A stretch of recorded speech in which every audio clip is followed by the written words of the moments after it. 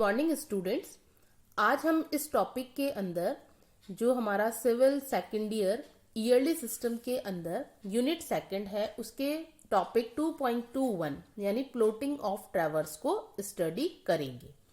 तो देखिए, जो ट्रैवर्स होता है वो दो तरीके के होते हैं, एक ओपन ट्रैवर्स होते हैं, एक क्लोज ट्रैवर्स होते हैं। तो ट्रैवर्स को प्लॉट करने के लिए हम there are two principal methods of plotting a traverse in सर्वे।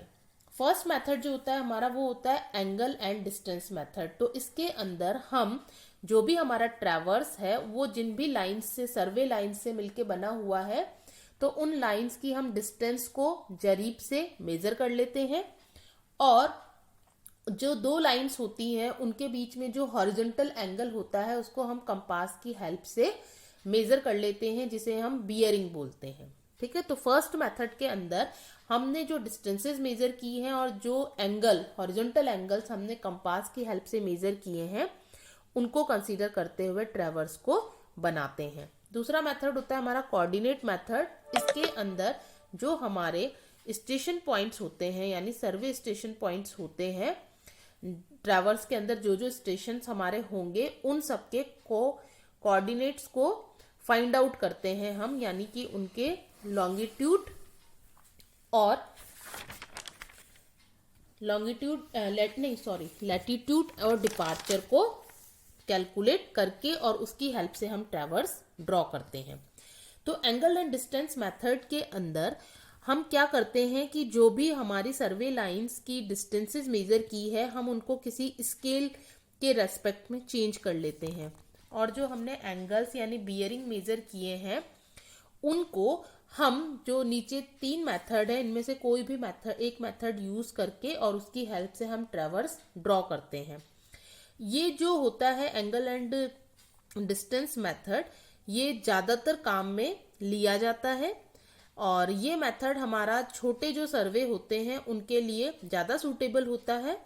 और जो कोऑर्डिनेट मेथड होता है हमारा, उसके रेस्पेक्ट में ये मेथड थोड़ा इन्फीरियर होता है क्योंकि जो इसमें एक्यूरेसी ऑफ प्लॉटिंग होती है वो थोड़ी कम होती है।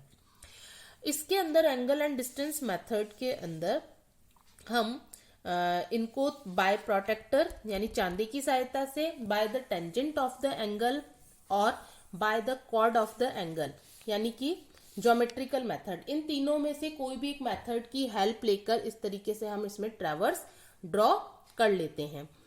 तो प्रोटेक्टर का मतलब जैसा कि चांदा होता है हमारा, उसके अंदर हमारी एंगल्स होते हैं तो एंगल्स को हम उसकी हेल्प से पढ़ेंगे और डिस्टेंसेस को हम स्केल की हेल्प से कैलकुलेट कर लेंगे।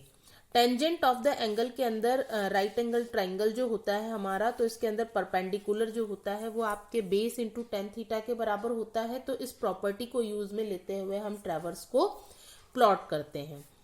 और by the code of the angle, तो इसके अंदर जैसे हमारी अगर कोई ए बी सर्वे लाइन है और एक ए डी सर्वे लाइन है और इन दोनों के बीच में अगर हमारा एंगल थीटा है और हमने ए से आर रेडियस के इक्वल एक सर्कल अगर हम ड्रॉ करते हैं जो एडी लाइन को डी पॉइंट पर कट करता है, तो बी और डी को अगर हम मिलाते हैं तो ये हमारी इस सर्कल की कोड होगी। और मान लीजिए अगर इसकी डिस्टेंस आर डैश है तो R dash is equal to आपका 2r साइन थीटा बाय 2 होगा। तो इस कोड को यूज में लेते हुए हम यहाँ पर एंगल एंड डिस्टेंस मेथड के द्वारा ट्रैवर्स को प्लॉट करते हैं।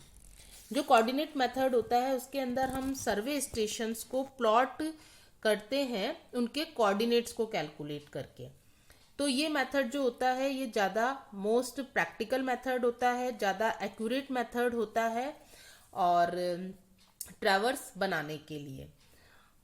और इसके अंदर जो हमारे हॉरिजॉन्टल कंट्रोल पॉइंट्स जो होते हैं वो भी ज़्यादा एक्यूरेट होते हैं, जिसके कारण जो हमारी इसका सबसे बड़ा एडवांटेज हमें ये मिलता है कि ये जो मेथड होता है, by this method of plotting the closing error can be eliminated by balancing prior to plotting. तो इसके अंदर हमारी जो क्लोजिंग एरर होती है, जब हम ट्रैवर्स को बनाते हैं तो अगर हमारा क्लोज ट्रैवर्स है तो उसके अंदर जो एरर आती है उसको एलिमिनेट कर सकते हैं हम इजीली।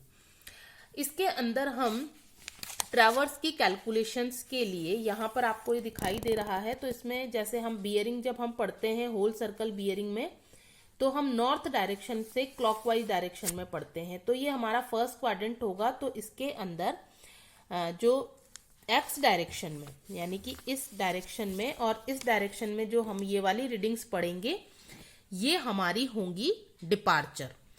और नॉर्थ में अपवर्ड डायरेक्शन में या साउथ में डाउनवर्ड डायरेक्शन में जो लेंथ्स हम पढ़ेंगे वो हमारी होंगी लैटिट्यूड्स।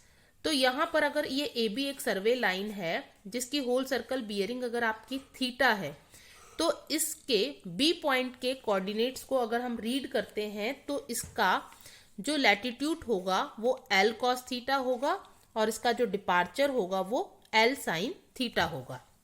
अब यहाँ पर हम लॉन्गिट्यूड्स और डिपार्चर्स को साइंस के साथ लेंगे। तो अगर ये हमारा इस फर्स्ट क्वाड्रेंट में होगा, ये हमारा मान लीजिए फर्स्ट क्वाड्रेंट है और ये वाला होल सर्कल बियरिंग में सेकंड क्वाड्रेंट होगा, ये थर्ड होगा और ये फोर्थ होगा।